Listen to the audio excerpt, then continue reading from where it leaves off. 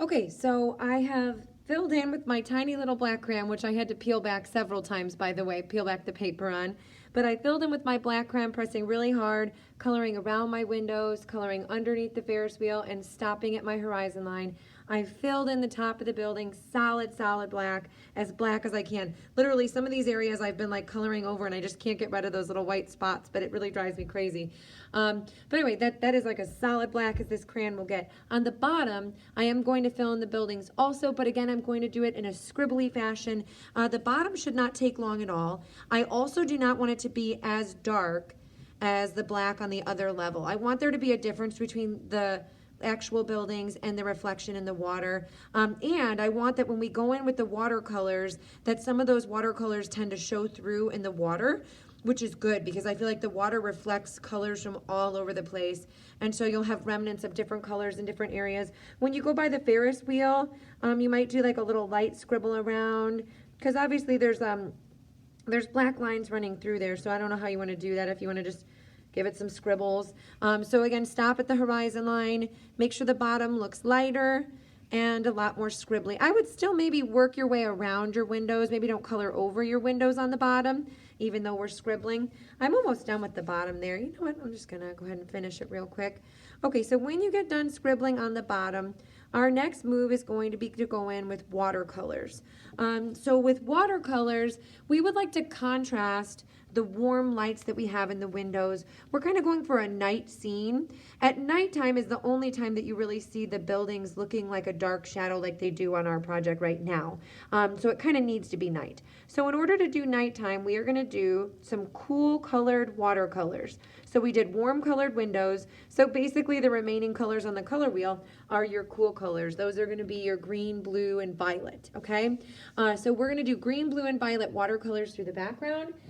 If you really like a pair of these, like let's say blue green is your favorite color and you just want to do blue and green, I think that would still work. If you just want to do like violet and blue, you could do that. You can't really just do violet and green though, because violet and green kind of mix to make a brownish gray color. In fact, when you're blending, I recommend if you're going to do all three, that you do go either like green to blue to violet, or like green, blue, violet. So basically blue has to be in between the two other colors for a nice, a beautiful, vibrant blend is all I'm saying. I think on my project I might exclude, I don't know, I was either thinking about doing just a blue-green sky or just a blue-violet. I haven't really decided, but I'm gonna go ahead and get my watercolors out and hopefully by then I'll make a decision. Okay, I'm ready for watercolor paint. So with watercolor paint, obviously you're gonna need a cup of water. I would try to use a good-sized brush if you can get a hold of one, like a bigger brush. Don't use the skinny one that comes in the palette, just because we have the liberty now that we've done it all in crayon. Crayon will resist the water. It will not let the water soak into the paper in that area. So you might see the watercolor kind of bead up into little droplets, but it will not soak in. So we're just gonna paint over the entire paper with our cool colors.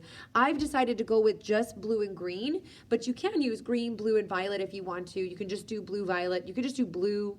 You could just do violet. It's up to you guys, however you want to do that. But I'm going to do a blue-green mixture on mine. Just make sure and stick to those cool colors, the green, blue, and violet area, okay? What I like to do with watercolors is, if you guys notice, these ones already look wet. I just put a dollop of water in those four areas. It's blue, green, light blue, and green and blue. Those are the four colors I'm going to be using. I'm not going to do the yellow-green just because it turn out pretty yellow, and I want to stick to my cool colors to make it look like a night sky. All right, so what I'm going to do is I'm just going to get started painting with whatever color I want, wherever I want to put it. I'm even going to drop some water on there from time to time, where like I just literally just go in and like just drop some water. I might even like really water down, like keep things kind of light through here. See how I'm just painting right over the buildings and the windows and all that jazz?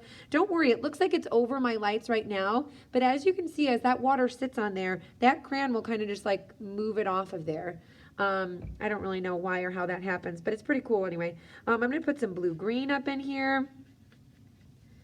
Ooh, maybe it looks like a stormy sky. I'm not really sure what's going on in this sky, but I like it anyway.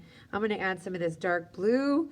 I do not want you to leave any white on this paper. So even if get some paint on the table. It's washable. It'll come off. Don't tell your mom I said that, but it's washable, okay?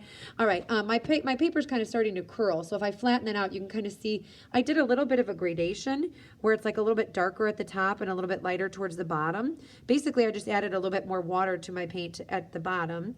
Now down here, I'm going to do kind of the same thing. I was kind of hoping that this would look like a little bit of like a sunset kind of look, where like it's kind of like light limey green at the bottom, aqua maybe, and then it gets more like of the deep blues at the top of the page.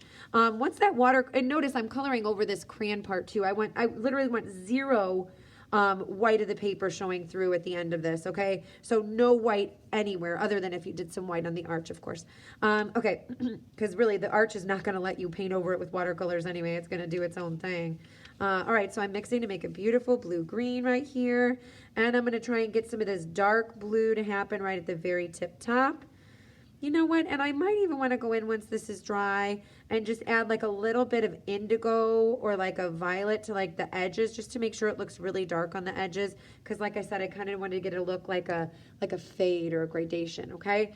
So that's the end of the project. I will show you guys what it looks like once it's dry, because watercolors tend to soak in. And remember that you can't do the variation where you use purple in there. It could just all be purple, just as long as you stick to a cool colored watercolor, or all three, or just two of the cool colors. Make sure the background is cool so that those windows and things stand out like they should. Thanks. One thing I've decided to do, my city is dry now, but the bottom looks a little bit more transparent than I wanted it to look. I'd like these buildings to look just a little bit darker. So now that everything has dried, I'm just going to go in with some black watercolor and add a little bit over that. And then I think that my cityscape will be totally done. Here is the final city once the watercolor has dried and soaked in. I did go back and do a second coat on the black to get the bottom buildings looking just a little bit darker.